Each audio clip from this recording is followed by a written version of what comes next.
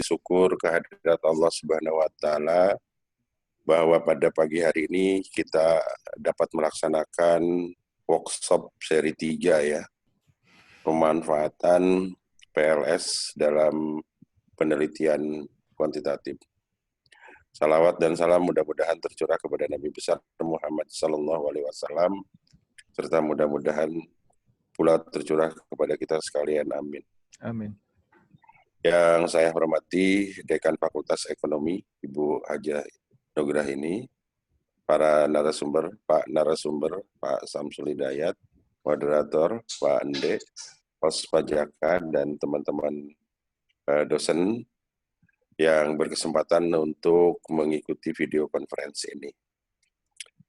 Beberapa hal yang patut kita syukuri bahwa dalam kondisi serba keterbatasan ternyata ada satu hal yang patut kita syukuri tentunya dengan keterpaksaan ya.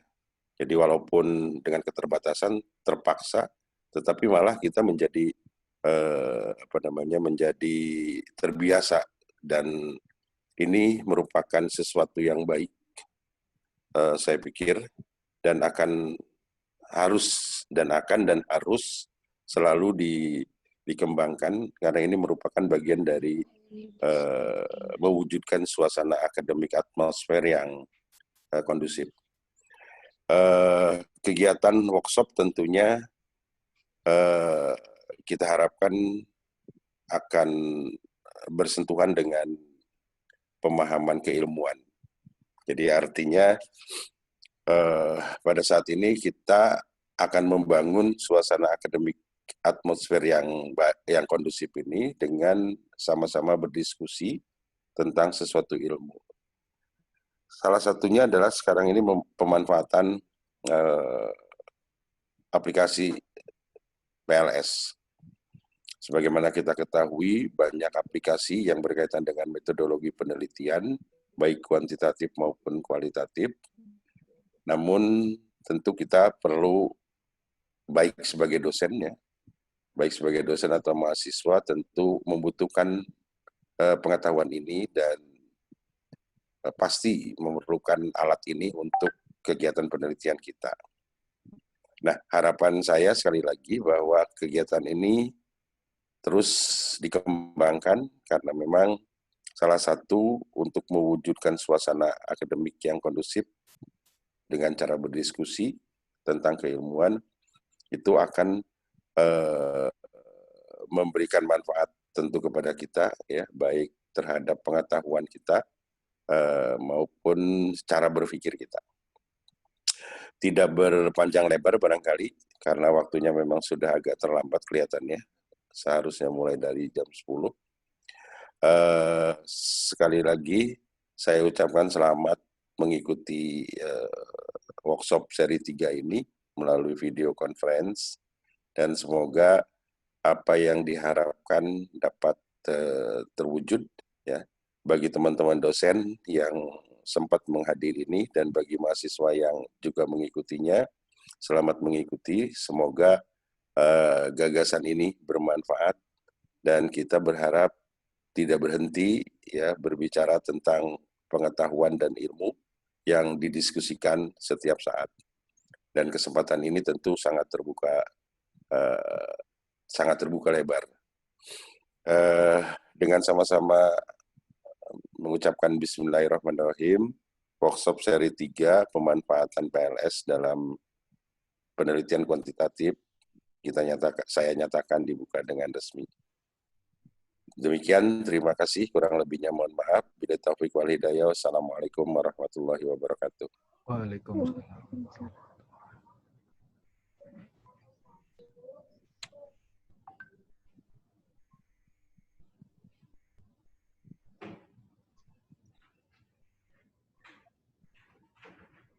Baik, terima kasih kepada Bapak Warek 1, Bapak Insinyur Naufal Afandi, MM, atas sambutannya, atas openingnya. Luar biasa, terima kasih Bapak. Kemudian selanjutnya, nanti saya informasikan lagi kepada peserta, saya ingatkan, Untuk hari ini kita ada door prize. Ada berapa, Pande? Ada 3 ya, Pande? Ada 3 door prize yang sudah disiapkan oleh tim panitia. Nanti teknisnya nanti akan disampaikan oleh moderator ya.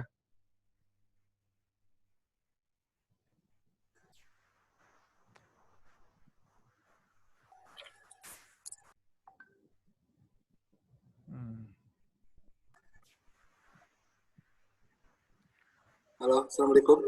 Ya, silakan Pak Ande dilanjut kegiatan selanjutnya. Baik. Mangga Pak Ande. Terima kasih Pak Jaka. Assalamualaikum warahmatullahi wabarakatuh. Waalaikumsalam. Alhamdulillah, puji syukur kita panjatkan kehadirat Allah Subhanahu wa taala. Salawat dan salam senantiasa tercurah pada junjungan kita Sayyidina Muhammad sallallahu alaihi wasallam.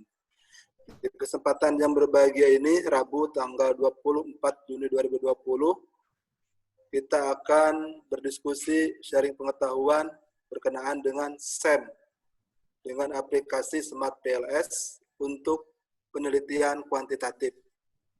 Di sini pematerinya adalah Pak Samsul Hidayat, SMM. Pak Samsul Hidayat adalah dosen tetap di Universitas Bina Bangsa dengan kajian risetnya berkenaan dengan manajemen sumber daya manusia. Beliau termasuk peneliti yang produktif, di mana telah menghasilkan atau meraih hibah-hibah penelitian dari Ristek-Dikti.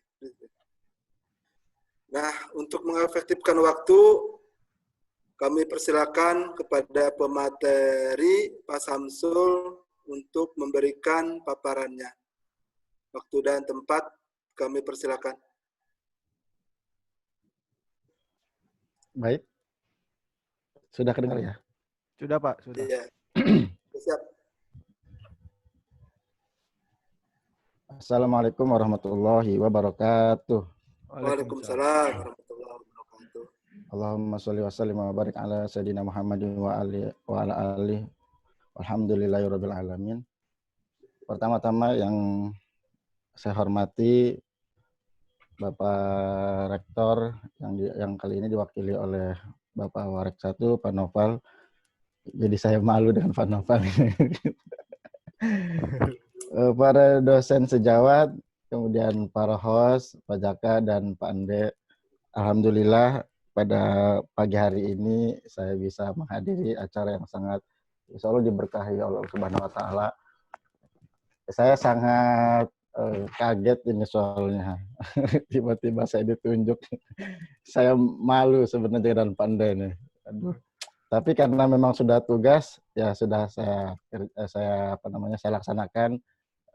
Semoga teman-teman khususnya yang sejawat apabila dalam penerangan saya di tengah jalan kurang ada yang cocok atau ada yang salah, mohon dibetulkan secara langsung. Dalam hal ini saya tidak menggurui, hanya ingin berbagi atau sharing. Baik, tentu sebelum kita mulai mari kita berdoa dengan mengucap lafaz basmalah. Bismillahirrahmanirrahim. Bapak Ibu yang saya hormati, PLS itu kan Smart Puzzle Square. Itu adalah sebuah metode alternatif daripada SEM. Jadi sebelum Bapak Ibu mempelajari alat analisis Smart PLS, harus mengerti dulu konsep PLS itu seperti apa. Maka saya sebelum masuk ke alatnya atau aplikasinya, saya akan sharing bagaimana PLS itu ada gitu. Saya share di sini.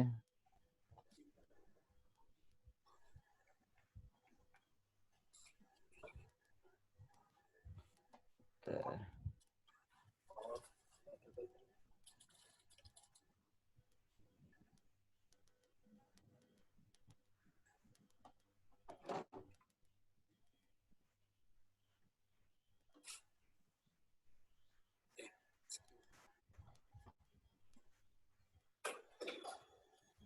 Oke.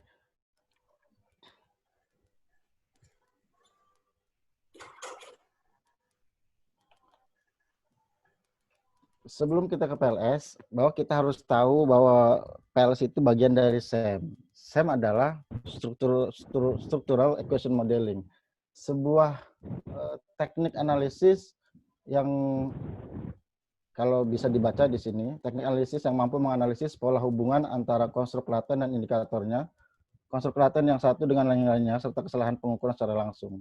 Namun saya lebih menyukai menurut Ferdinand ini, bahwa SEM merupakan sekumpulan teknik-teknik statistikal yang memungkinkan pengujian sebuah rangkaian hubungan yang relatif rumit secara simultan. Jadi dalam penelitian, banyak sekali model-model penelitian yang bentuknya macam-macam. Kalau selama ini saya melihat di kampus tercinta kita ini, kita terbiasa hanya menggunakan 3 variabel, X1, X2, dan Y. Tapi kalau di SEM, itu akan lebih komplit lagi, lebih rumit lagi hubungannya. Panahnya bisa kemana-mana, panahnya bisa, ya panahnya mungkin akan lebih rumit lagi hubungannya, seperti itu. Itu adanya SEM. Nah, kemudian, SEM yang harus diperkenalkan terlebih dahulu, bahwa alat SEM analisis yang biasa yaitu ada Amos, Lisrel, dan EQIAS, dan lain-lain. Ini adalah software yang memang sangat-sangat powerful sekali dalam mengolah data analisis. Namun, menjadi kendala yang paling memusingkan, kalau saya memusingkan, adalah memenuhi asumsi-asumsinya. Apalagi kalau kita berbicara Amos, itu asumsinya mau tidak mau, senang tidak senang, suka tidak suka, itu harus dipenuhi. Satu saja asumsi yang tidak terpenuhi dalam Amos, maka tidak bisa dilanjutkan. Gitu. Jadi memang SEM itu sangat rumit, tapi menyenangkan bagi saya. Gitu. Semoga teman-teman juga sangat menyenangkan kalau sudah mengenal ini. Gitu ya.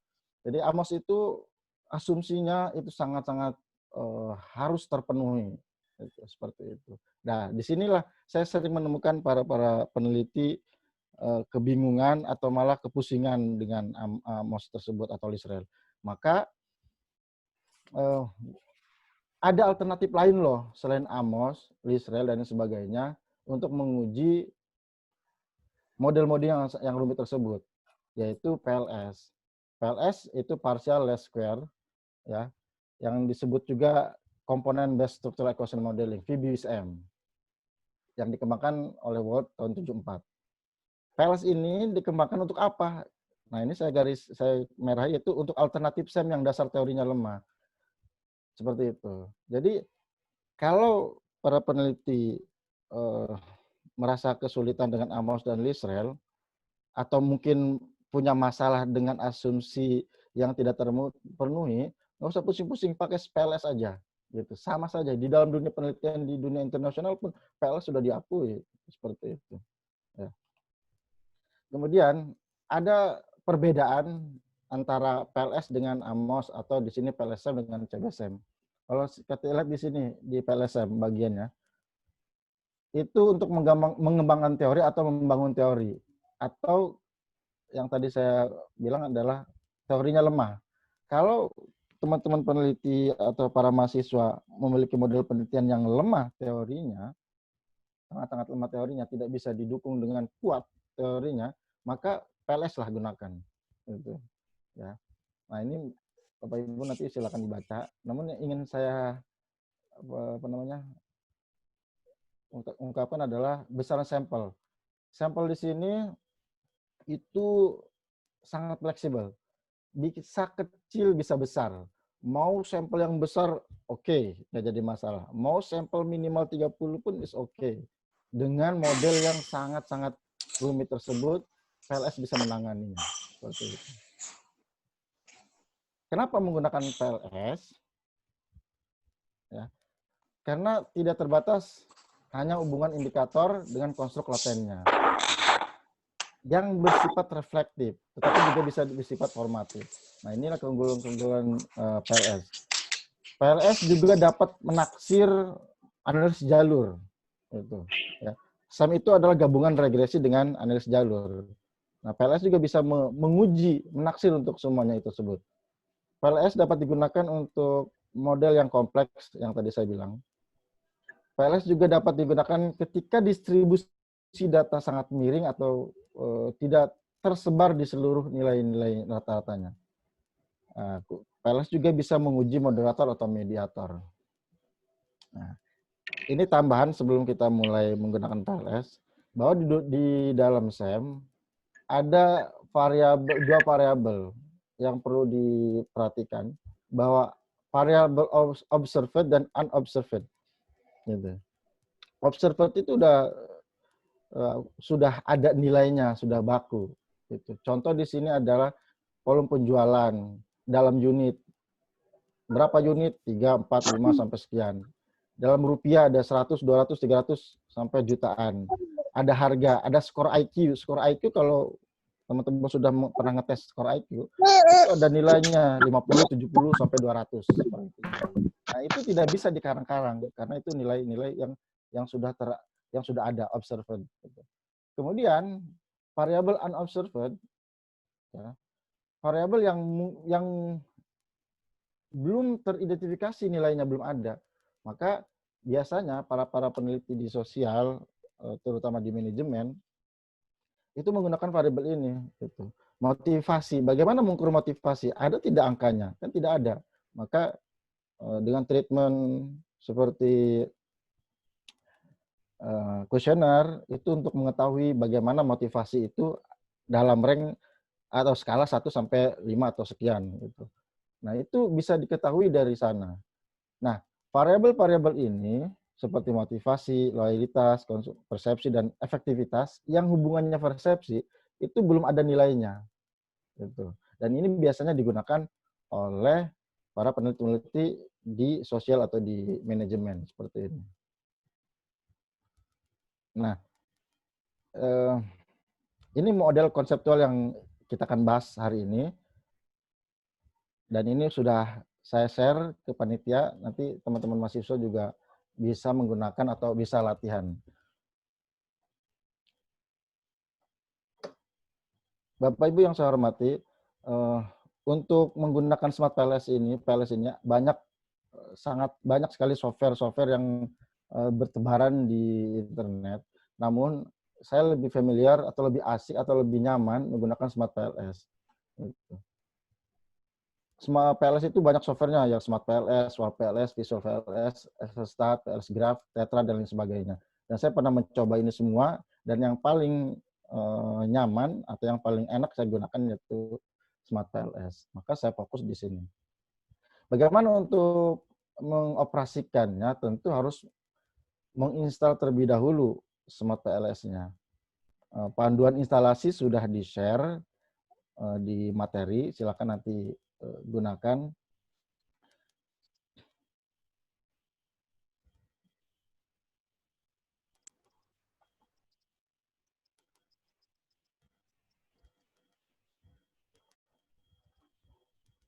Kemudian,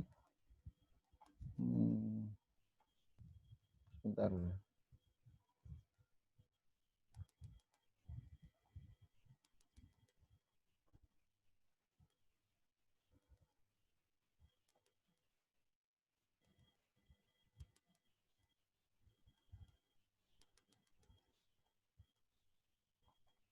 Ya, saya coba ke webnya PLS.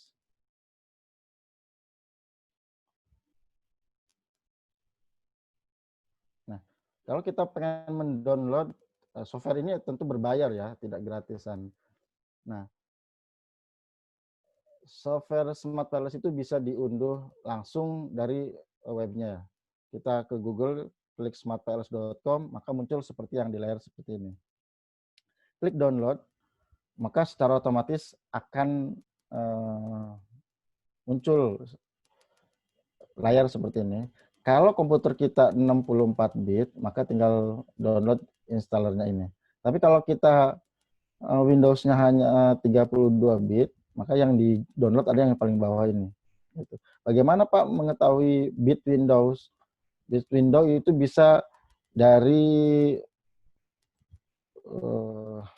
komputer, klik kanan, nanti ada informasinya. Nah, di sini. Kelihatan tidak ya? Tidak.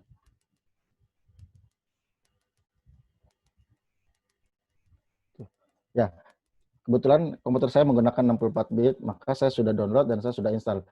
Panduan instalasi dan lain sebagainya sudah saya berikan di materi, tinggal nanti diikuti saja. Sudah ada Pak linknya, tinggal di-download saja. Oke. Baik,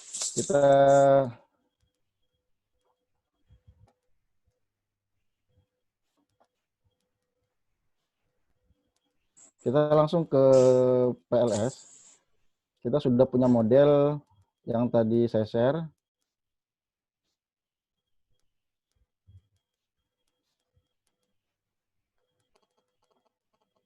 Bentar.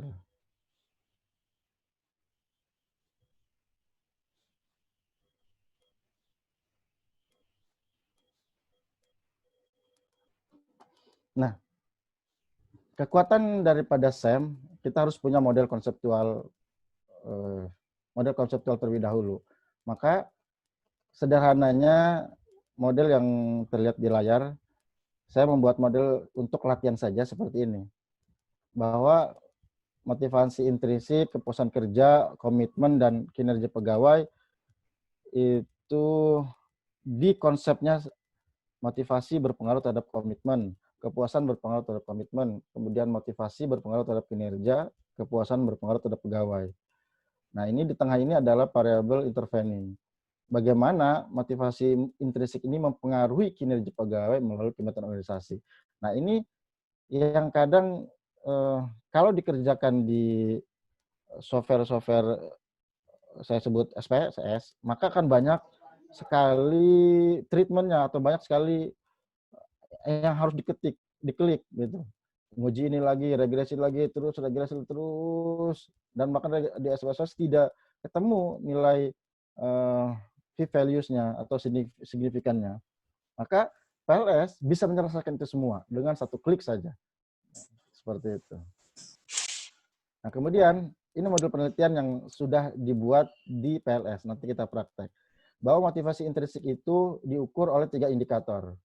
Kemudian komitmen organisasi diukur oleh 2 indikator, kepuasan kerja diukur oleh 2 indikator, dan kinerja pegawai diukur oleh 2 indikator. Nah, ini hanya sebagai ilustrasi atau contoh saja.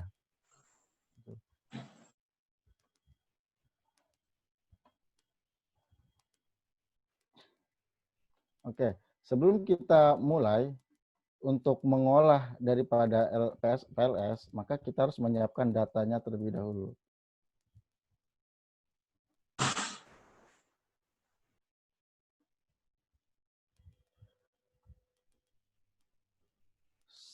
Di latihan, di materi sudah saya sertakan file latihan Excel, PLS, itu silakan digunakan.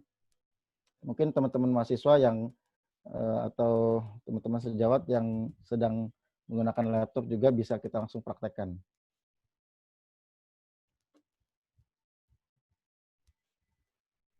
Saya share terlebih dahulu.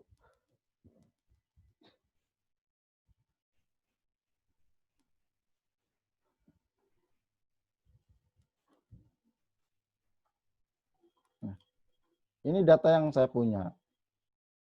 Tadi kita udah sepakati bahwa beberapa indikator dan variabel. Yang paling enak, yang menurut saya, bahwa PLS itu bisa mengcoding sesuai dengan nama variabel. Kalau di SPSS itu biasanya X1, X2, X3, X1.1. Nah, kalau di SEM, di PLS, kita bisa langsung menamai saja. Terserah mau namanya apa saja. Kalau saya lebih cenderung menggunakan awalan kata variabelnya itu, huruf awal variabel. KO itu berarti komitmen organisasi, indikator yang satu. KO2, MI1, MI2, motivasi intrinsik 1, dan sampai seterusnya. KK, kepuasan kerja 1, dan seterusnya. KP, kinerja pegawai 1, dan seterusnya. Nah, ini data yang sudah saya kumpulkan. Kalau di Smart PLS Student, itu hanya batasnya sampai 100 responden. Itu tidak lebih. Kalau mau lebih, ya harus berbayar. Nah, kita pakai yang free saja, yang student, itu juga sudah cukup lumayan membantu kita. Gitu. Nah, ini data yang saya miliki. Tentu data ini belum bisa digunakan langsung ke PLS. Maka harus dikonvert dulu, dikonvert ke CSV. Ya, cara mengkonvertnya, karena Excel ini ekstensinya tidak bisa dibaca oleh PLS. Bagaimana supaya dibaca? Ya harus dikonvert terlebih dahulu. Konvertnya bagaimana? Kita klik Save As.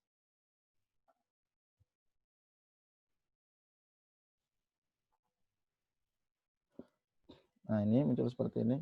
Kemudian Excel workbook-nya kita ganti dengan CSV, comment delimited. Yang ini ya, yang CSV, delimited-nya. Itu. Maka akan muncul save as type-nya seperti ini. Ini udah saya pernah save. Yes. Nah, kalau kita sudah punya apa namanya, file CSV, maka kita sudah bisa menggunakan file tersebut untuk dimasukkan ke PLS. Dan ini awal tampilan daripada PLS. Saya share lagi.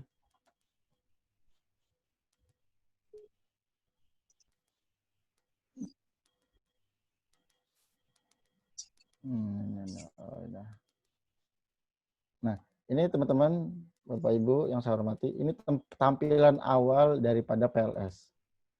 Gitu. Awalnya seperti ini. Ya. Mungkin yang belum familiar, yang baru pertama kali akan merasa ini layar apa ini, tapi akan sangat berguna semuanya ini ketika kita mulai mengerti. Pertama yang harus kita lakukan adalah membuat project baru. Itu ya. Project baru itu new project. Kita sebut aja di sini latihan PLS.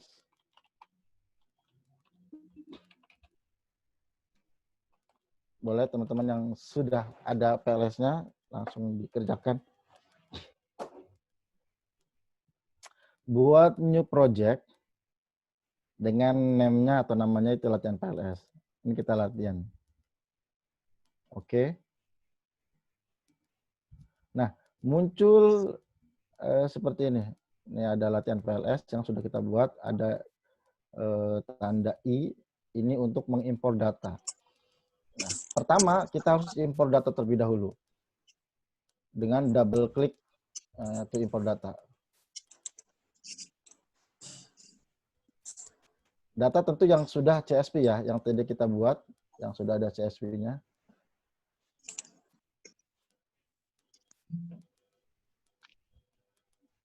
Jika ada yang ingin bertanya langsung, silakan. Ini latihan PLS. Ini adalah file yang sudah kita convert ke CSV. Kita open. Oke.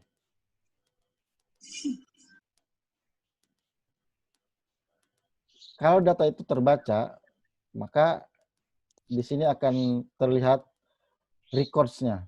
Bahwa record ini adalah jumlah responden. Ya, jadi waktu kita menggunakan 100 responden atau record rekamannya yang dia merekam ada 100 namanya responden, sampel. Itu. Ya. Setelah ini sudah siap, ini berwarna hijau. Kalau ada data yang bermasalah, pasti di sini berwarna merah. Ya, ini data sudah siap, sudah bagus. Maka kita klik ke yang latihan PLS ini, yang di atasnya. Klik double klik aja. Nah ini ada apa namanya informasi tentang data yang kita sudah upload dan ini tempat menggambar PLS kita. Pertama, PLS itu harus kita gambar terlebih dahulu. Ya. Kita akan menggambar model yang sudah kita bangun seperti tadi itu. Ada 4 variabel yang akan kita bangun. Bagaimana ngebangunnya? Bagaimana kita ngegambarnya? Klik latihan variabel. Latihan variabel, klik di sini. Kita klik aja sembarang. 1, 2, 3, 4. Kita menggunakan 4 variabel. klik select juga. Kita beri nama. Tadi di sini adalah motivasi intrinsik. Oke. Ini kepuasan kerja.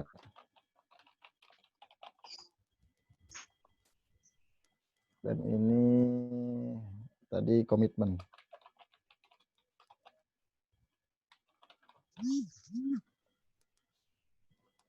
Terakhir ini adalah kinerja pegawai.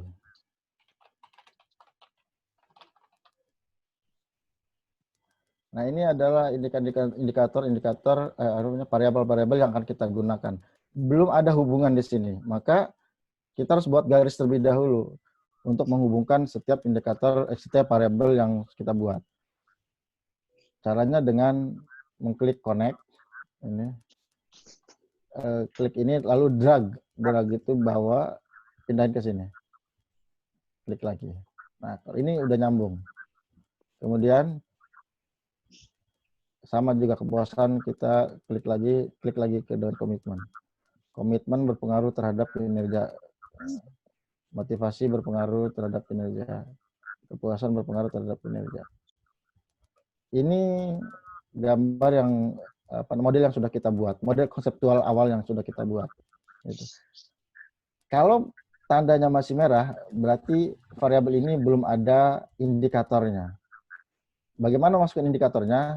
Nah, di sebelah bawah sini, kotak bawah sini, di bawah Project Explorer ini, ada indikator-indikator. Kita tinggal masukkan. Ya. Kodenya kalau KO1, KO2 itu ada di variabel komitmen. Kita masukkan, tinggal masukinnya itu tinggal di drag aja, ditarik. Ditarik dari KO1, tarik ke sini. KO2, tarik ke sini. Itu. Kemudian MI itu motivasi intrinsik. Indikator motivasi intrinsik kita tarik ke sini. Tarik ke sini juga. Yang ketiga ditarik. Kemudian KK itu kepuasan kerja. Kita tarik juga indikatornya. 1, 2. Kemudian kinerja pegawai. Juga sama. 1, 2. Ini adalah model yang sudah siap kita run, yang sudah siap kita calculate. Namun, kalau sejauh mata memandang bahwa model ini kurang rapi, perlu kita rapikan terlebih dahulu. Ya, biar angka-angkanya tidak menghalangi, ketika hasil itu tidak menghalangi garis-garis ini. Bagaimana merapikannya? Kita klik select lagi, kita atur lagi jarak-jaraknya supaya tidak berbenturan.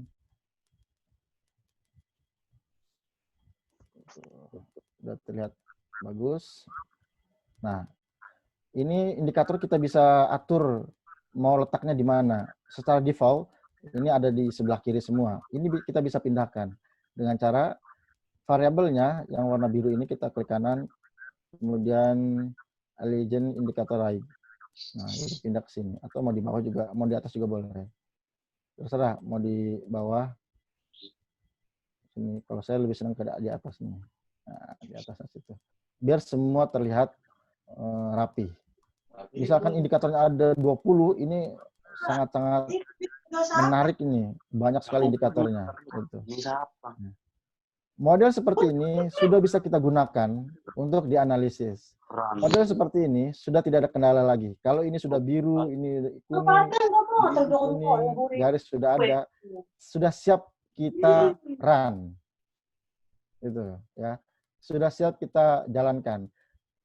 Maka cara menjalankannya tidak perlu banyak klik. Di atasnya ada calculate. Kalau di PLS kita akan dua calculate ya. Di atasnya di PLS cuma 2 calculate. Calculate yang pertama kita praktekkan langsung calculate, klik PLS algorithm. Ini yang pertama yang akan kita uji dulu. Muncul tampilan seperti ini. Biarkan ini tidak usah diubah-ubah, data seperti ini. Langsung kita start calculation-nya aja. Ya. Jadi data yang basic setting ini tidak usah, karena kita tidak tidak ada keperluan untuk ini, kecuali nanti mungkin ada treatment-treatmentnya khusus yang harus dilakukan. Kita start calculation, biarkan dia berjalan. Nah, sudah muncul ini. Sebentar. Nah, sudah muncul hasilnya, calculation result-nya. Ini baru pertama ya, calculation result-nya. Pertama, saya akan share dulu di ini.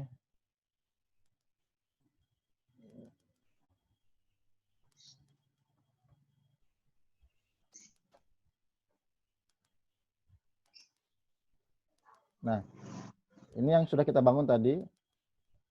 Kemudian menguji ada dua uji yang dikenal oleh PLS. Pertama, outer model dengan inner model.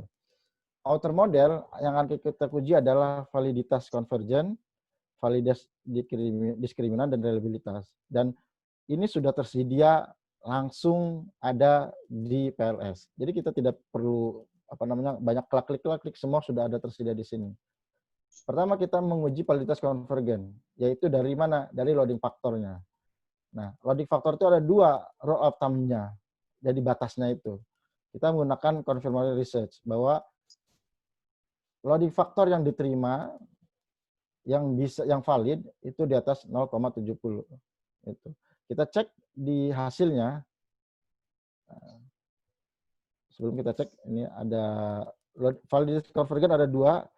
Yang pertama loading faktor, kedua average variance extracted atau AV. Nah, ini nilai batasnya adalah harus di atas 0,5. Validitas diskriminan yaitu cost loading. Nilai batasnya 0,70. Kemudian reliabilitas yang kita gunakan ada Cronbach alpha di atas 0,7 atau 60 atau CR atau composite reliability yaitu 0,70 sama dengan Cronbach alpha. Ini data ini saya ambil dari Imam Ghazali tahun 2014. Nah, untuk pengertian dari validitas bisa dibaca di materi. Kemudian kita lihat kembali ke PLS. Dari mana melihat hasilnya? Itu bisa dilihat di kotak yang paling kanan, ada di bagian bawah. Ada final result, quality criteria, dan base data atau interim result dan base data. Yang tadi harus kita cek adalah diskriminan atau loading faktornya. Loading faktor itu lihatnya dari outer loading di sini. PLS sangat canggih sekali. Dia sudah memberitahu bahwa kalau loading faktor itu tidak sesuai dengan yang diharapkan atau rule of thumb-nya, maka akan bertanda merah di sininya. Kebetulan ini tandanya hijau semua, artinya bahwa validitas loading faktornya diterima. Ini kebetulan warna merah. Setelah outer loading faktornya warna hijau semua, kita lanjut ke selanjutnya. Misalkan di sini ada warna merah, satu gitu warna merah, maka indikator harus dibuang. Ngebuangnya tentu dari sini, tinggal di-delete aja ini. Delete, misalkan tadi indikator KO1 yang tidak memenuhi validitas, maka kita delete. Tinggal kita run lagi. Itu. Jadi seperti itu. Ya. Ini, nah kebetulan datanya loading faktor sudah memenuhi dari warna hijau semua ini.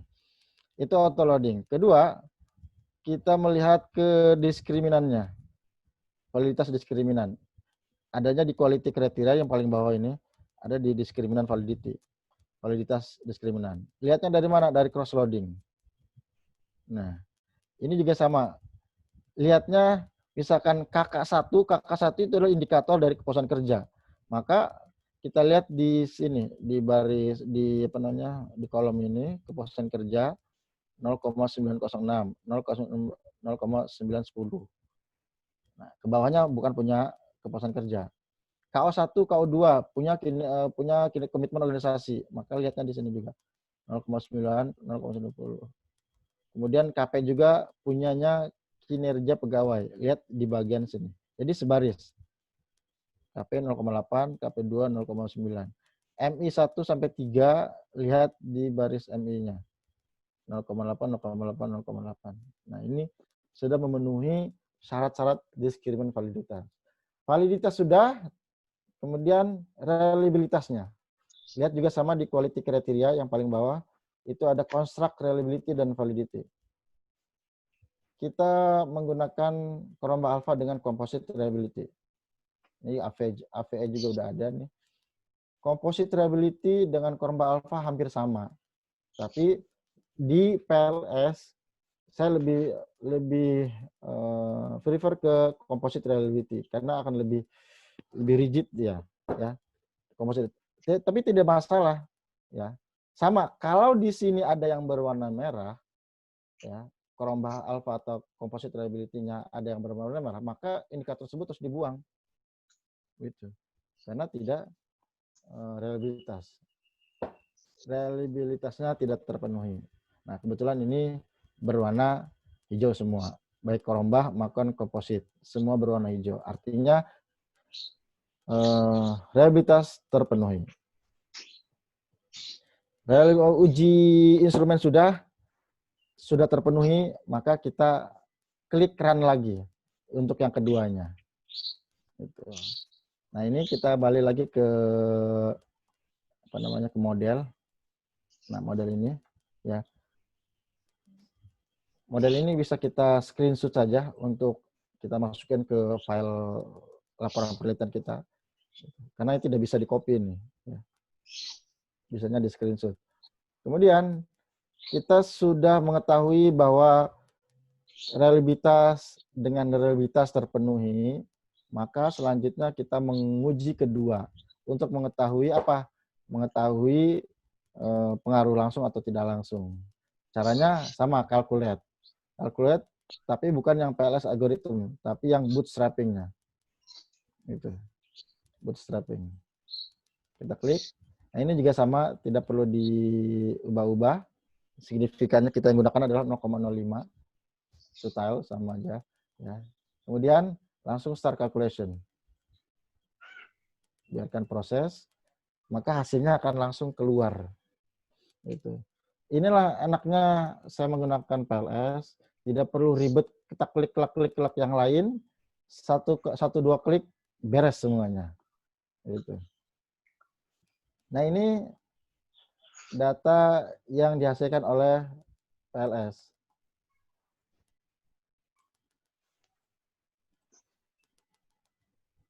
Fat koefisien jalur kepuasan kerja terhadap kinerja, ya. Nilai koefisiennya 0,657. Dengan T statistiknya, ya, kalau di SPSS T tabel, T hitung, nah ini T statistik. Kalau kita sebut T statistik ya hasilnya. T statistiknya 8,889 dengan p-values atau signifikannya 0,00. Begitu kan kepuasan dengan komitmen, dia punya p-values-nya 0,001. Komitmen terhadap kinerja pegawai itu p-values-nya 0,771. Ini bertanda merah. Artinya apa? Bahwa komitmen tidak berpengaruh terhadap kinerja pegawai. Yang mana nilai tersebut, p-values-nya ini di atas 0,5. Jauh sekali ini, sangat tinggi sekali. Ya, sangat tinggi sekali. Gitu. Begitu juga dengan motivasi terhadap komitmen, dia tidak memiliki pengaruh dengan p-values-nya 0,676. Ini sangat jauh sekali di atas 0,05 gitu ya. Kalau yang warna hijau ini berarti berpengaruh, kalau yang warna merah tidak berpengaruh. Gitu. Hipotesisnya berarti ditolak gitu, seperti itu. Ini untuk analisis jalur. Kemudian bagaimana untuk mengetahui daripada intervening, maka kita harus melihat indirect efeknya. Total indirect efeknya. Nah, ini. Kepuasan kerja ke kinerja pegawai, p-values-nya 0,78. Tentu tidak bisa memediasi. Nah, ini saya share lagi di ininya.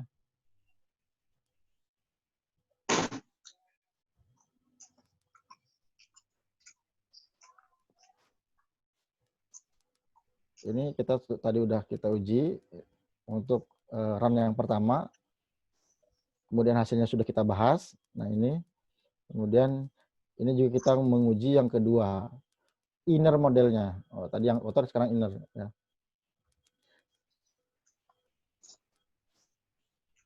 Nah ini sudah kita uji. Nah ini hasilnya.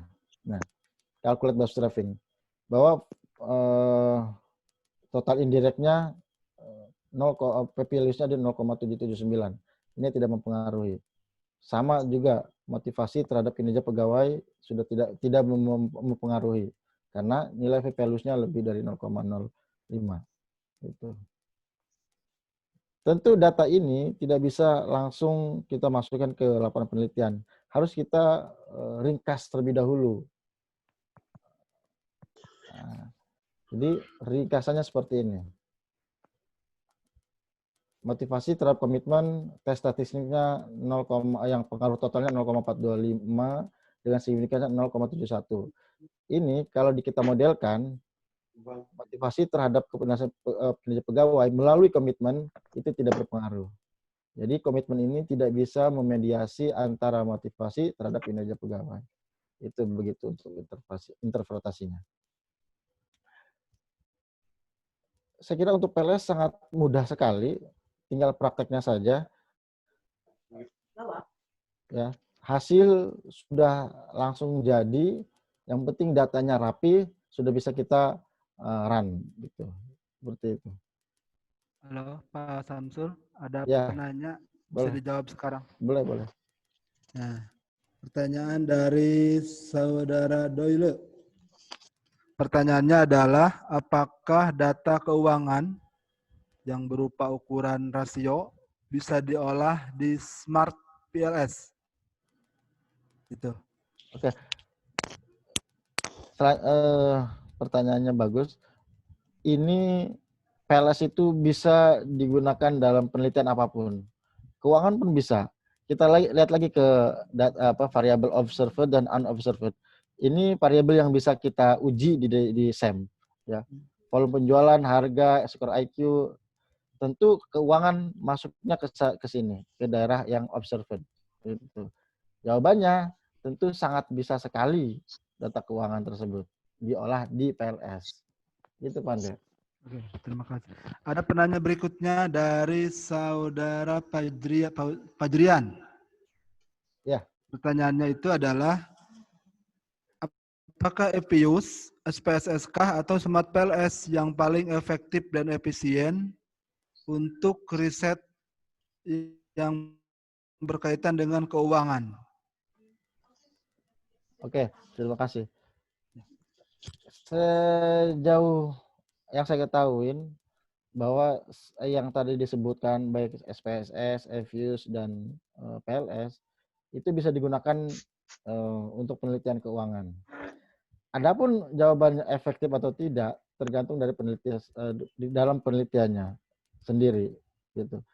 Kenyamanan peneliti menggunakan alat itu faktor utama gitu. Jadi semua alat saya kira sama gitu. Hasilnya kan sama. Gitu. Hasilnya kan sama gitu. Tergantung menguasai tidak gitu.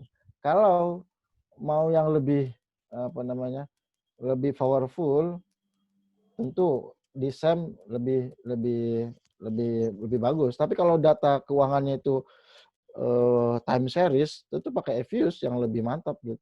Tapi kalau yang mau biasa-biasa saja, yang mudah, yang bisa dioperasikan, SPSS juga mendukung seperti itu. Jadi kembali lagi ke penelitinya, di aplikasi mana yang dikuasain gitu. Tapi kalau saya mengerti PLS, ya tentu saya menggunakan PLS gitu, seperti itu. Begitu Pak jawaban kira-kira. Terima kasih. Mudah-mudahan memberikan pencerahan. Nah, Pak, perlu diinformasikan lagi bahwa di acara kita ini akan ada door prize. Setidaknya ada 3 door prize yang akan diberikan ke para hadirin.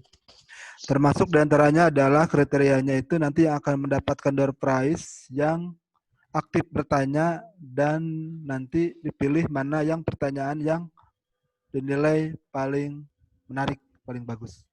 Jadi silakan Bapak Ibu, adik-adik, rekan-rekan yang bertanya, silakan mengajukan pertanyaan baik melalui chat ataupun bisa melalui voice atau video.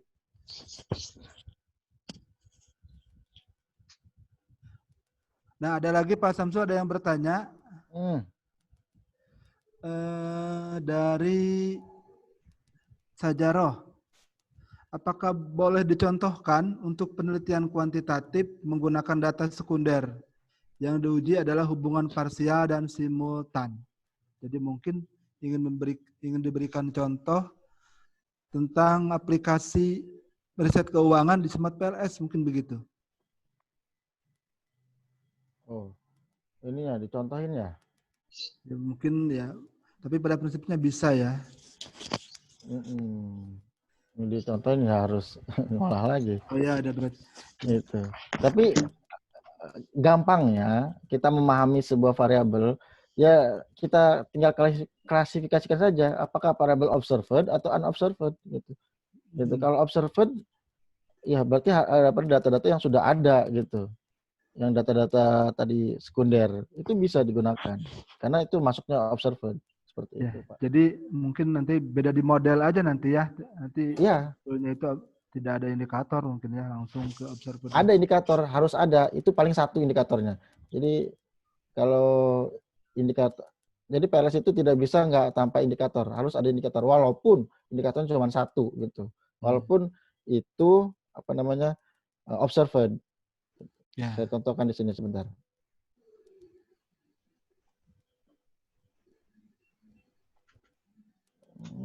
PLS.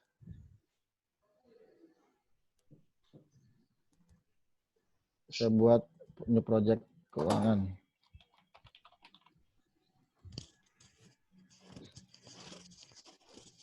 Nah, ini kosong, kita buat dulu. 1, 2, 3. Kita konekkan. Data apa misalkan pandai keuangannya? Misalnya ROA. ROA yang di ini ya. Kita 2 aja deh. Misalnya. Itu. ROA. Ini ROA juga. ROA.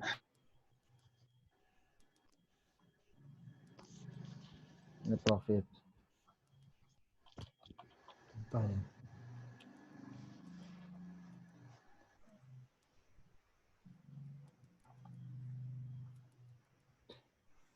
Keuangan misalnya datanya seperti ini modelnya. Keuangan datanya observed, data sekunder. Maka dia akan punya satu indikator saja. Gitu. Jadi kalau ininya masih bermerah, tanda merah ini yang bulat-bulatnya ini, yang variabel ininya, dia nggak bisa dikalkulat. Gitu. Ini ROE punya satu, ini satu. Tetap ini akan bisa dijalankan di dalam PLS. Seperti itu Pak Ande. Oke, sudah jelas mungkin Pak Samsul. Jadi lebih sederhana ya sebenarnya. Ya, lebih sederhana. Nah, pertanyaan berikutnya dari Pak Ikhwan Satria Lesmana. Bagaimana mengetahui pengaruh simultan? Simultan. PLS. Apakah ada? Ada. Yang tadi saya share di sini.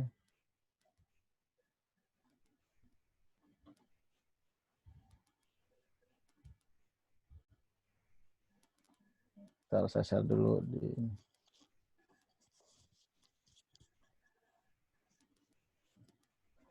Nah ini kalkulat yang kedua, kalkulat bootstrapping, itu R square dan F square. Jadi yang dicarikan F square. Kepuasan kerja, komitmen dipengaruhi oleh kepuasan dan kinerja. Hasilnya segini. Jadi ini nilainya nih. Itu. Saya lihat lagi.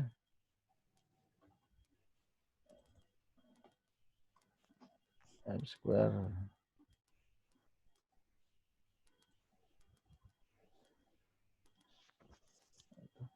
Ya, jadi nilainya di sini simultan, itu bersama-sama. Jadi mengetahui simultan itu dari R square ya? Ya, Tidak R dengan F square. Itu.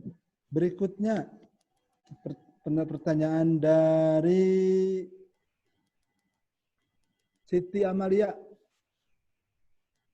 Ya. Apakah di Smart PLS itu memerlukan uji yang lain?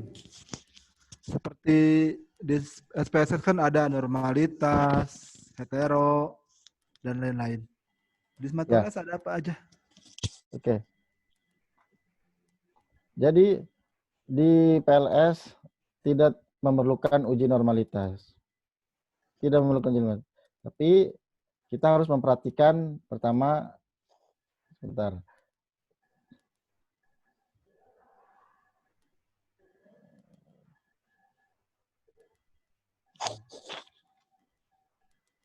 Ini, nah,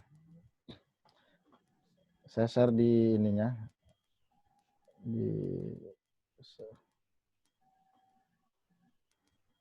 nah, di PLS tidak memerlukan data berdistribusi normal. Artinya asumsi-asumsi seperti itu bisa kita lewati.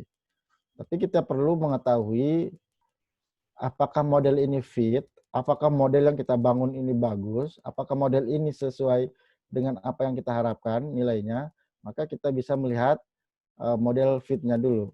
Kalau di MOS atau LISRE atau itu ada goodness of fit-nya, kita bisa lihat dari sini.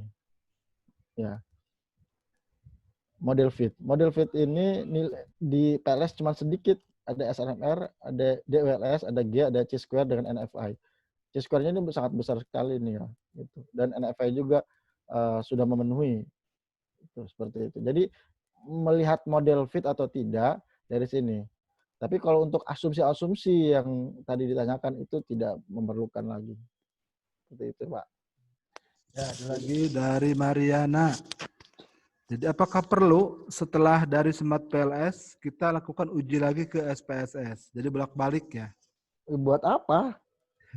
Tidak perlu ya, karena sudah cukup. Ya. Tidak perlu, ini udah powerful gitu. Jadi cukup sekali saja, nggak usah meribet gitu. Ini udah lengkap gitu. Validitas sudah ada, reliabilitas sudah ada, hasilnya udah ada. Seperti itu. Jadi tidak perlu untuk menguji yang lain. Ada pertanyaan nih Pak Samsul. Ya. Japri ke saya nih. Ya. Spesial kayaknya nih. Untuk PLS ini apa ada syarat minimal datanya berapa, Pak Samsul? Ya. Mangga Pak. Oke. Di mana nih? Saya sudah share tadi di materi bahwa PLS itu bisa menggunakan sampel 300 sampai 100 atau bahkan lebih. Gitu. Jadi sampelnya hanya kecil, misalkan 20 juga itu bisa di-share, bisa di-run gitu, maksudnya dijalankan di PLS. Gitu. Indikatornya misalkan ada 100 indikator, gila banget itu, indikatornya banyak banget itu. Itu bisa di-run oleh PLS. Seperti itu Pak Jaka. Jadi tidak ada syarat minimal ya Pak Samsul? Tidak ada. 5, bisa di-run. 5-10 pun bisa ya? Bisa. Saya pernah nyoba. Oke, baik Pak narasumber. Iya. Ya. Ini ada pertanyaan yang sama juga. Ini ya itu tadi bahwa apakah memerlukan uji asumsi klasik? Tidak perlu ya Pak Samsul ya? Tidak perlu. Saya tekankan lagi, tidak perlu uji asumsi klasik. Setelah lolos dari Smart PLS, maka tidak perlu balik lagi ke SPSS, bisa lanjut ke analisis datanya. Ya. Nah, silakan para hadirin adik-adik, Bapak Ibu yang akan bertanya bisa melalui chat. Atau mungkin ada yang mau bertanya langsung, silakan ya Pak Ande ya. Ya, bertanya langsung via silakan video. Raise hand kalau ada. Bapak Ibu dosen silakan kalau mau bertanya. Silakan di raise hand atau langsung nyalakan mic-nya.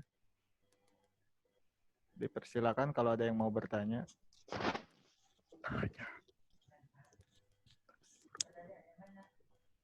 Boleh?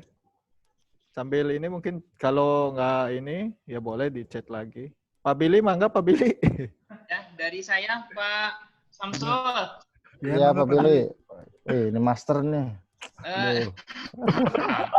Ini tadi melihat R square melihat R square tadi yang cukup tinggi misalnya ya 120 sekian bahkan ya melebihi angka 1. Kalau di OLS itu sudah mengindikasikan adanya autokorelasi antar variabel.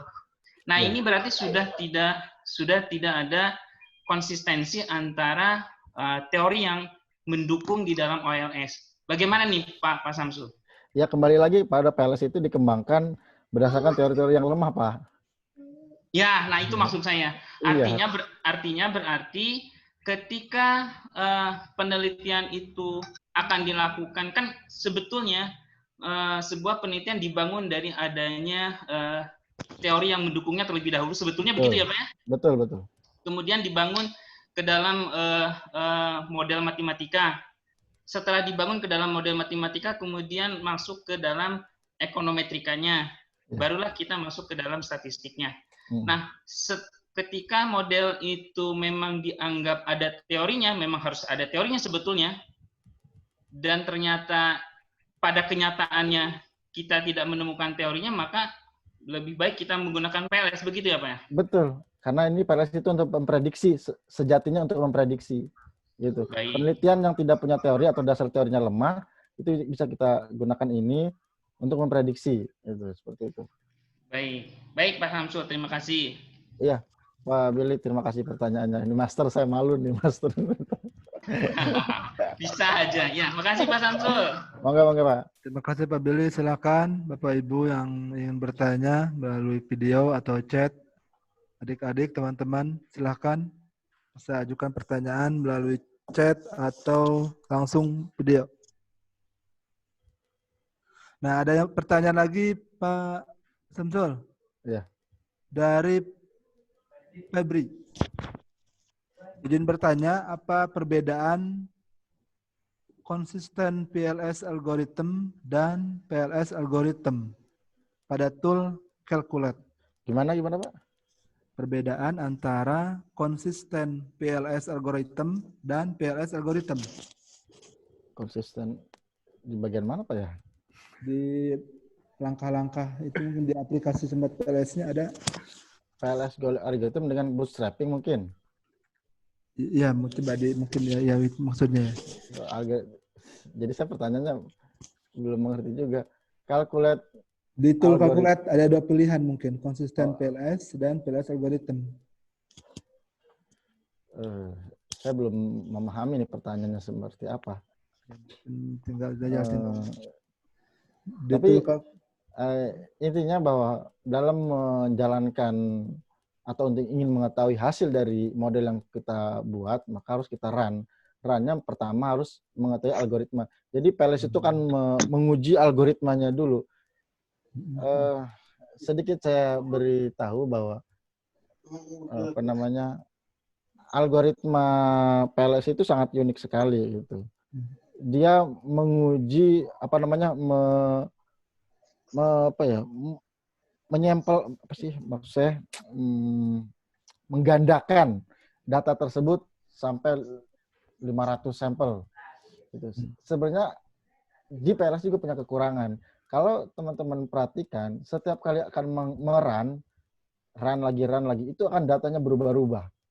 Tidak seperti PSPSS atau AMOS, datanya sekali run, itu datanya akan segitu-gitu aja. Dibuka lagi, nge-run segitu lagi. Di-run lagi, segitu lagi. Di PLS, hati-hati, itu akan data berubah. Walaupun berubahnya 1 angka atau 2 angka. Gitu.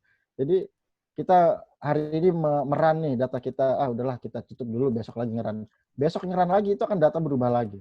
Oh, gitu. Tapi walaupun datanya perubahannya itu tidak banyak gitu. 0 atau 1, 2, 3 itu akan berubah. Gitu. Itu tapi tidak menjadi masalah sebenarnya. Hanya kalau ada penanya berikutnya melalui Japri Pak Samsul. Ya. Bertanya, apa kelebihan meneliti dengan menggunakan SEM dibandingkan dengan OLS seperti SPSS katanya? Kelebihan menggunakan SEM. SEM atau PLS, Pak? SEM khususnya berbasis PLS. Kelebihannya apa dari sisi analisisnya? Menurut saya itu sangat memudahkan sekali buat peneliti. khususnya di PLS, kita tidak pusing-pusing untuk menguji asumsi-asumsi klasiknya itu. Kita tidak perlu menguji asumsi klasiknya tersebut. Itu yang memudahkan bagi peneliti ketika pertama punya responden, punya sampel yang begitu banyak. Sampel yang banyak akan mempengaruhi daripada akan mempengaruhi hasilnya, bahwa kenormalitasnya akan berganggu. Maka di PLS itu ya kalau kasarnya adalah akan dilabrak gitu, seperti itu. Tidak akan digunakan lagi. Gitu. Tidak perlu menggunakan data distribusi normal, semua bisa digunakan. Gitu.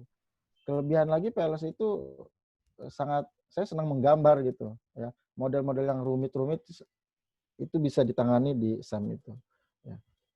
Tapi kalau modelnya sederhana, X1, X2 terhadap Y, itu udah cukup, SPSS udah cukup bagus gitu. Tapi kalau udah melibatkan 4 variabel, 5 variabel, intervening, moderating, nggak usah pusing-pusing pakai SPSS, pakai PLS atau SAM. Gitu.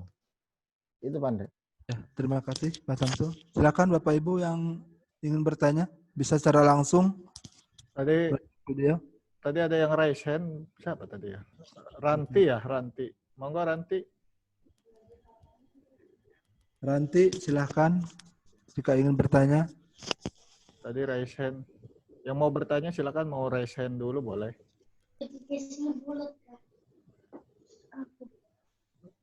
Ada Ya, silakan Bapak Ibu, Pak Haji Muklis mungkin.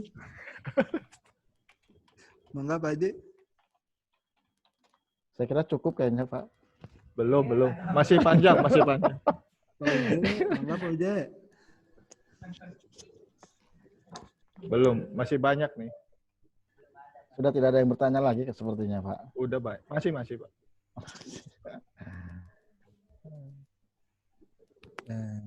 Bentar. Ya, silakan adik-adik, mungkin ada yang bertanya terkait dengan langkah-langkah di Smart PLS. Jadi sekali lagi door prize ini 3 door prize, 1 untuk penanya terbaik dari mahasiswa, 1 buat dosen, 1-nya lagi penanya yang aktif mengikuti 3 seri, 3-3-nya. Kemudian nanti bukti aktifnya itu di-share di IG dengan mengetag Instagram Feb, Uniba, dan Uniba Official. Nanti dipilih mana yang paling heboh deskripsi tagnya. Saya punya ini juga, punya door prize juga. prize dari Mendeley. Wah, Pak Samsul, alhamdulillah. Ya. Terima kasih Pak Samsul. Nah, Stabila dan ada pertanyaan nih dari Puji Karniawati. Nah, mohon dijelaskan bagaimana cara menjelaskan hasil output dari Smart PLS. Jadi, bagaimana cara menganalisis output dari Smart PLS seperti apa? Gitu. Diulang lagi mungkin ya. Sebenarnya ini diulang lagi ya. Tapi singkatnya, di PLS itu cuma butuh 2 yang akan kita analisis. Pertama, outer model dengan inner model. Outer model kita akan menguji validitas, reliabilitas. Inner model itu untuk menguji ingin mengetahui paired coefficient atau analisis jalurnya. Seperti itu. Itu aja 2 itu saja, Pak. Gitu. Adapun interpretasinya nanti di materi ada ini. Ya. Mungkin ingin penjelasan mengenai inner modelnya itu bagaimana menyimpulkan pengaruh tidaknya Pak Samsul, memediasi tidaknya. Oh, tadi kan udah dijelas ya Pak ya. Tapi ini saya buat ringkasan pengaruh langsung, tak langsung, dan total. Nah, ini adalah hasil dari inner modelnya. Inner modelnya. Ya. Kita tinggal memerlukan data yang mana. Kalau yang motivasi intrinsik terhadap komitmen organisasi, kalau signifikansinya yang berwarna merah, itu tentu kita bisa simpulkan bahwa tidak berpengaruh. Jadi sederhananya mengetahui berpengaruh atau tidak bisa langsung ke nilai signifikannya, karena ini yang lebih mencolok gitu. Kalau tidak signifikan atau tidak berpengaruh, dia berwarna merah gitu. Jadi seperti itu. Jadi kita kalau di PLS itu kan udah enak tuh. Ada yang merah, ada yang warna hijau. Warna merah berarti ada masalah. Itu aja. Itu Pak. Oke, silakan Bapak Ibu, adik-adik yang ingin bertanya. Jadi sengaja ya untuk workshop series yang ketiga ini kita tidak YouTube live ya, Pande ya, selaku moderator.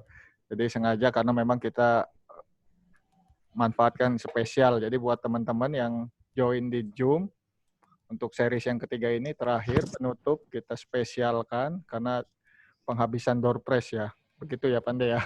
Betul sekali Pak Jaka. Jadi banyak cuci gudang door prize ini ceritanya.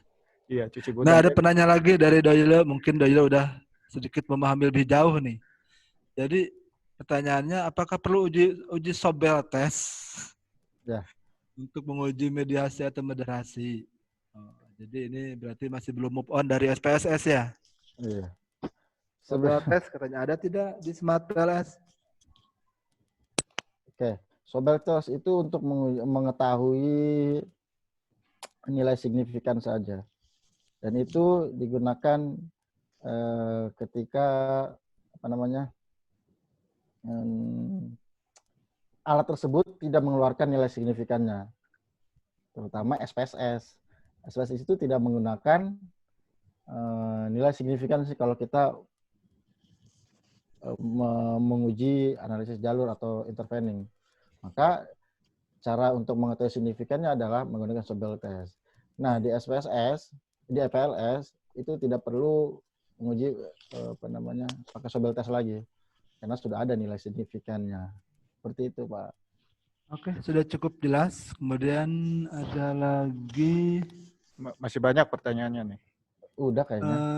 Banyak, ada 13 pertanyaan lagi Pak Samsul, harap bersabar. Ini ada Maria, kalau Mariana, untuk Mariana mengenai mengunduh aplikasi bisa di web Smart PLS ya. Ya, bisa. Dan bagaimana langkah-langkahnya sudah dijelaskan Pak Samsul.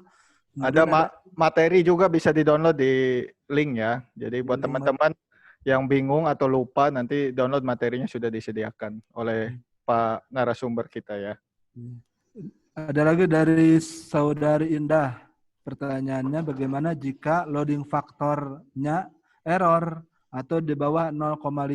Bagaimana itu seharusnya? Ya, harus dibuang.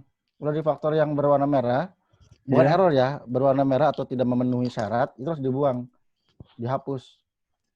Itu. Sebagaimana di SPSS juga sama, kalau tidak memenuhi validitas, itu harus dibuang. Gitu, Pak. Dibuang saja ya. Buang saja. Oke, pertanyaan berikutnya dari silakan Bapak Ibu dosen bisa melalui video jika ada pertanyaan dan nanti ada door prize banyak hari ini bagi Bapak Ibu dosen.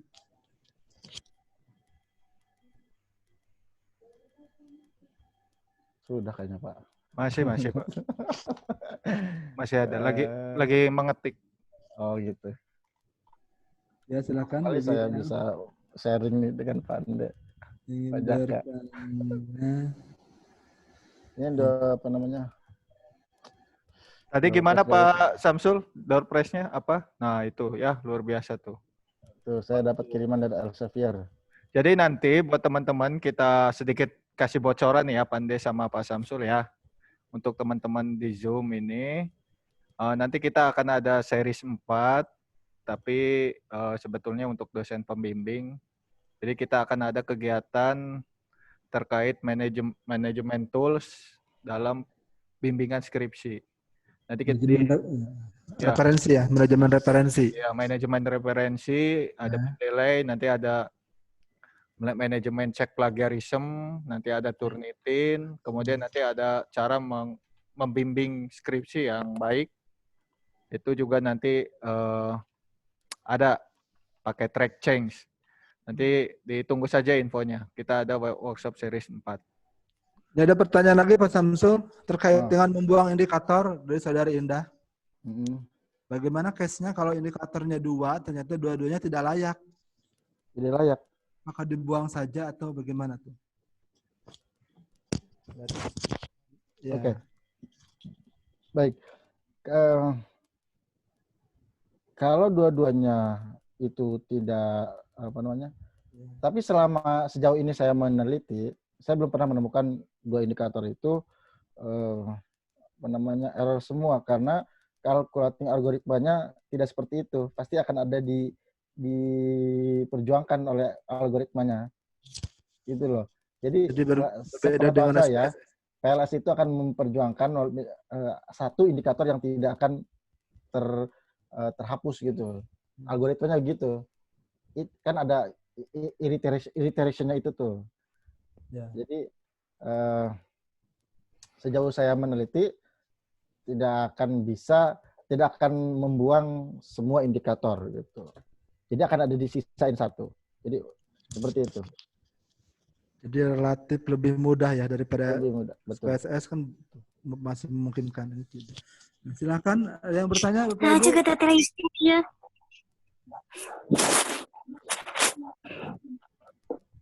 Silakan Okta mau bertanya.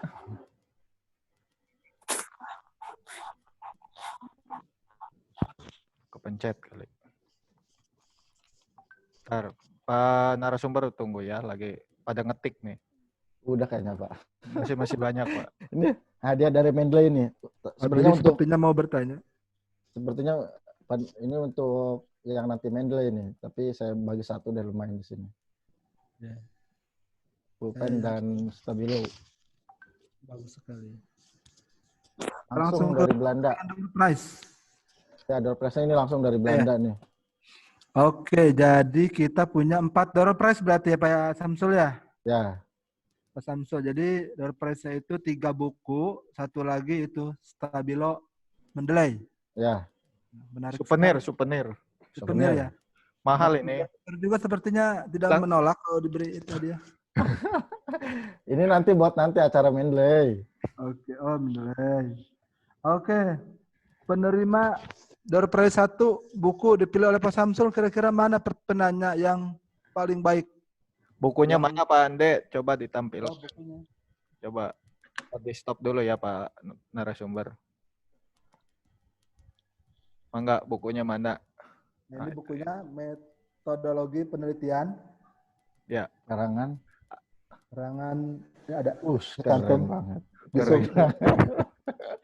Keren. Ya, untuk nanti diberi, ini cocok sekali untuk adik-adik yang sekarang skripsi. Oke, silakan Pak Samsul. Mungkin Pak Samsul bisa menetapkan siapa pemenang door prize. Yang pertama, dilihat tadi penanya, satu aja dulu. Yang tadi yang nanya tentang Swabel test. Doyle. Ya. Doyle itu yang benar, menanyakan 2 pertanyaan, dua-duanya juga bagus-bagus. Ya. Doyle, mana Doyle? Doyle, mana Doyle? Silakan aktifkan. Wah, hangus nih kalau nggak menjawab. Doyle, halo. Aktif. Akun Zoom atas nama Doyle. Ada? Wah, hangus nih. Hangus saja Pak Samsul? Emang ada hangusnya? Tidak aktif. Halo. Ya, tuh, masuk. Ya, selamat. Doyle mendapatkan door prize hari ini. Buku. Terima kasih, Pak. Sama-sama. Nanti diambilnya gimana, Pak? Prosedurnya diambil bisa ke kampus jurusan. Ya. Oh ya, nanti ke kampus, Pak. Ya. Ketemu saya. Hubungi siapa? Hubungi Pande. Oh ya, siap. Ya, terima kasih. Oke. Ada prize kedua. Ada ini juga nih dari Bu Humas nih, Bu Andi katanya mau bagi-bagi door prize juga nih. Bu Andi. Oh iya, silakan Bu Andi. Silakan. Ada door prize yang bisa dibagikan? Boleh. Nanti dikemas dulu ya, di packing. Berapa Bu yang disiapkan door prize-nya? Oh, 3. 3 juga. Oke, 3 juga tuh ya, kita bagi. Ya, 3 tuh, jadi 3 itu. Cuman lagi proses packing dulu, jadi belum bisa Belum ya, oke.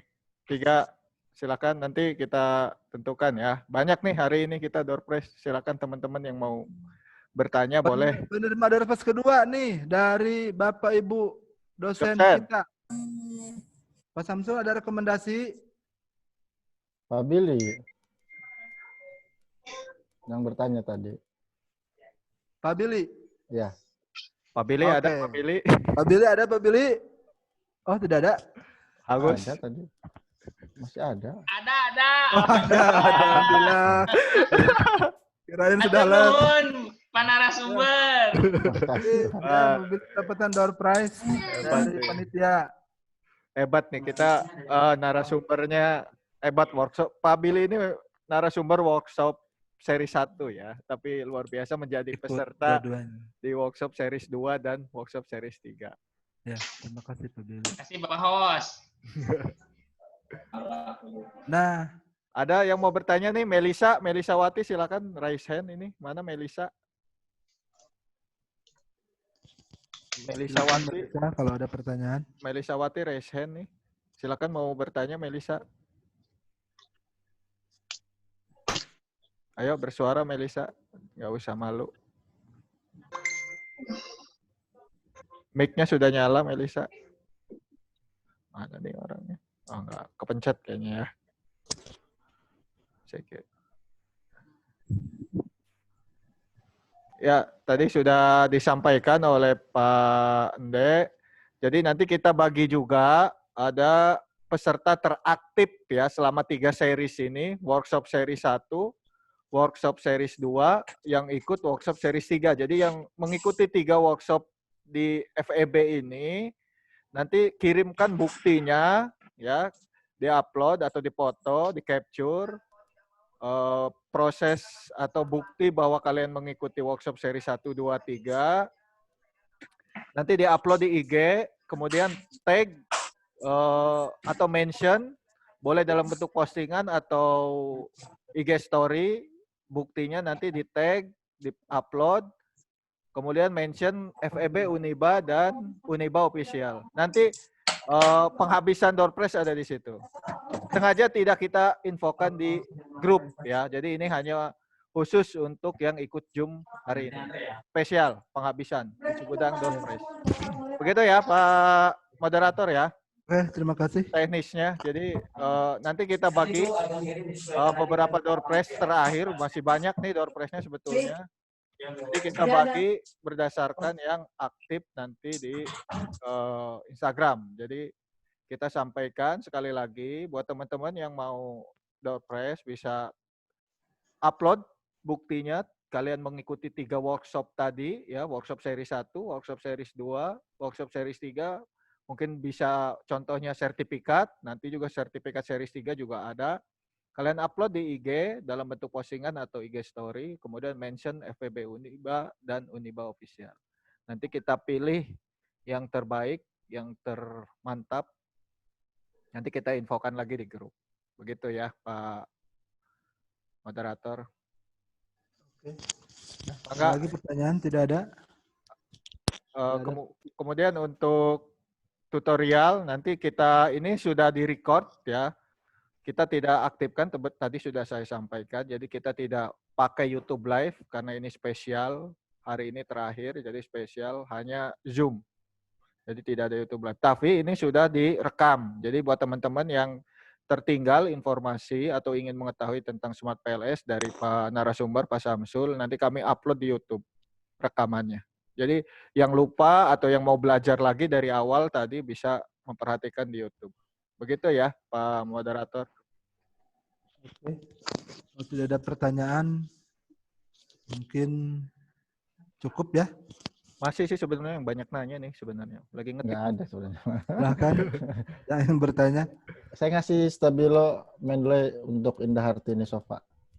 Oh, jadi Indah Hartini sampai. Ya, oke. Ya. Terima. Mana Indah? Indah? Indah Hartini bisa coba berbicara. mana? Jadi 4 sekarang ya hari ini ya. Udah 4 tuh kalau. Berikan. Indah mana? Ya, makasih. Ah, udah Ya, ada. Pak, makasih. mendapatkan- Alhamdulillah. Ya. Stabilo Mendeley. Dari Mendeley, ini ya, asli. dari Belanda langsung Ya, betul. impor. Ya, Oke, Pak, makasih banyak, Pak. Oke, sama-sama. Ada yang Oke, sepertinya cukup. mau bertanya lagi? Ini ada Pak Ade Pauji tadi ya? Masih ada nggak ya? Oh nggak ada ya. Tadi ada Pak Ade Pauji juga narasumber series 2 ya, tapi kayaknya udah live. Saya kira cukup Pak ya. Saya tutup dulu materi saya. Ya, silakan. Mangga Pak. Mangga Pak. Lanjut Pak. Oke. Demikian materi tentang PLS. Tentu bagi yang memahami, para dosen, dari penjelasan saya banyak kekurangannya, saya mohon maaf. Bagi mahasiswa yang ingin lanjut mengetahui pengolahan step dan step, silakan hubungi saya, terbuka. Dan saya ucapkan terima kasih banyak kepada Dekan FEB, Kaprodi, dan merangkap sebagai moderator Pande, serta host Kaprodi Matematika Pak Jaka atas waktu yang sudah diberikan kepada saya. Sama-sama. Akhir kalam, Sama-sama Pak Syamsul. oh ya, tentu saya terakhir ucapkan Assalamualaikum warahmatullahi wabarakatuh. Waalaikumsalam warahmatullahi wabarakatuh. Terima kasih Pak Samsul atas paparannya dan waktunya. Semoga ilmunya bermanfaat bagi kita. Amin. Ya. Nah, terima kasih paparannya Pak Samsul. Terakhir adalah kita ikuti penutup dari Ibu Dekan Fakultas Ekonomi dan Bisnis. Kepada Ibu Dekan, Ibu Hajah Nugrahini Kusumawati, dipersilahkan.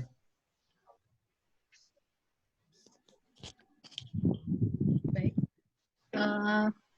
Dengar semuanya? Ada ya? Udah. Jelas. Baik, Assalamualaikum warahmatullahi wabarakatuh. Waalaikumsalam.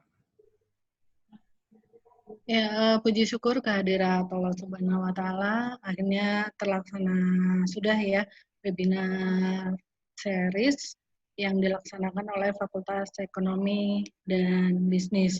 Webinar series statistik ini dilaksanakan selama kurang lebih 3 hari, yaitu tanggal 20, tanggal 21, dan hari ini tanggal 24. Dan 3 series ini semuanya adalah tentang statistik, ya, aplikasi statistik dalam pengolahan data. Di seri pertama, itu di hari Sabtu, tanggal 20 Juni, itu temanya adalah mengenai pemanfaatan EView dalam riset bidang manajemen keuangan yang disampaikan oleh narasumbernya, yaitu Pak Billy. Kemudian seri kedua adalah di hari Minggu, tanggal 21 Juni, itu dengan tema pemanfaatan SPSS dalam penelitian kuantitatif yang disampaikan oleh Pak Ade Fauzi.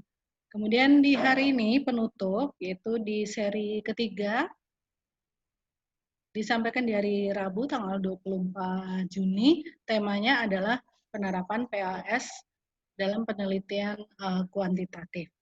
Jadi yang kami harapkan dari Fakultas Ekonomi dan Bisnis bahwa mahasiswa tidak hanya mengenal SPSS saja, tapi ada aplikasi lain selain SPSS, yaitu ada yang namanya EView, kemudian ada yang juga namanya adalah PLS. Itu paling tidak memberikan wawasan bagi mahasiswa itu untuk pengolahan data statistik. Kemudian saya selaku Dekan Fakultas Ekonomi dan Bisnis mengucapkan banyak terima kasih kepada Bapak Rektor dan juga kepada Wakil Rektor yang sudah mensupport dan mendukung kegiatan webinar series ini. Dan terima kasih juga tak lupa saya sampaikan kepada pemateri yang sudah menyediakan waktunya untuk berbagi ilmunya mengenai aplikasi statistik. Kemudian juga terima kasih kepada host Pak Jaka, yaitu hostnya adalah dari program studi pendidikan matematika. Ya, sama-sama, Bu. Telah bekerja sama dengan Fakultas Ekonomi dan Bisnis untuk terselenggaranya kegiatan webinar ini. Terima kasih juga kepada para moderator yang juga sudah memandu acara. Dan terima kasih sebesar-besarnya kepada para peserta webinar yang sudah mengikuti kegiatan webinar ini mulai dari seri 1 sampai dengan seri ketiga, baik yang mengikuti melalui Zoom ataupun melalui YouTube streaming Fakultas Ekonomi dan Bisnis. Semoga ilmu yang diperoleh para peserta sedikit banyaknya memberikan manfaat bagi semuanya. Baik, kami juga menyadari pasti ada kekurangan dalam pelaksanaan kegiatan webinar series ini. Saya juga menyampaikan permohonan maaf jika ada hal yang kurang berkenan selama penyelenggaraan webinar ini. Sampai bertemu kembali di webinar berikutnya yang diselenggarakan oleh Fakultas Ekonomi dan Bisnis di berikutnya. Dan akhir kata saya tutup webinar series dengan mengucapkan hamdalah. Wassalamualaikum warahmatullahi wabarakatuh. Waalaikumsalam warahmatullahi wabarakatuh. Terima kasih Bu Dekan atas waktunya. Jangan lupa untuk para peserta untuk mengisi presensi dan yang sudah diberikan di grup, nanti di-share di grup Telegram. Ya, nanti untuk presensi kita infokan di Telegram ya.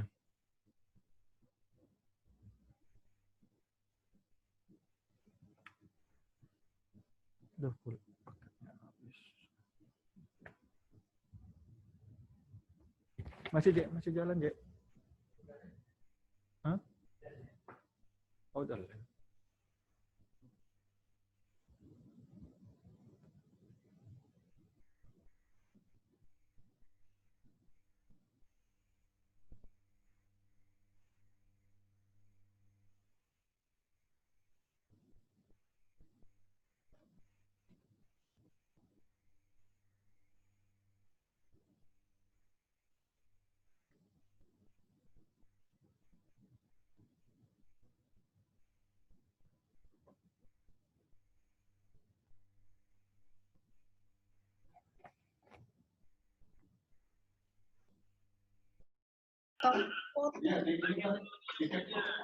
Satu, dua, tiga. Ya. Sampai ketemu webinarnya. Kenapa? Silakan untuk live. Oh.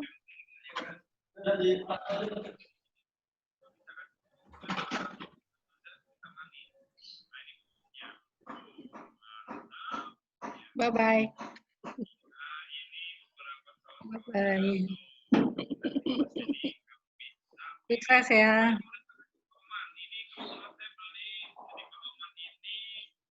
Matinya gimana?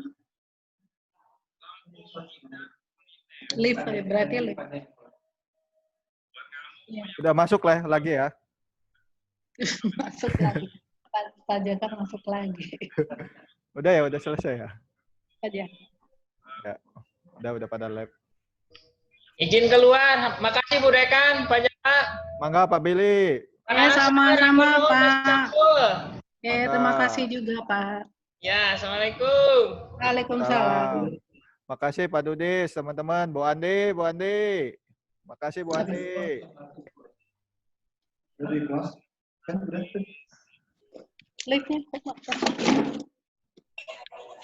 Pak Samsul, makasih Pak Samsul. Luar biasa, keren.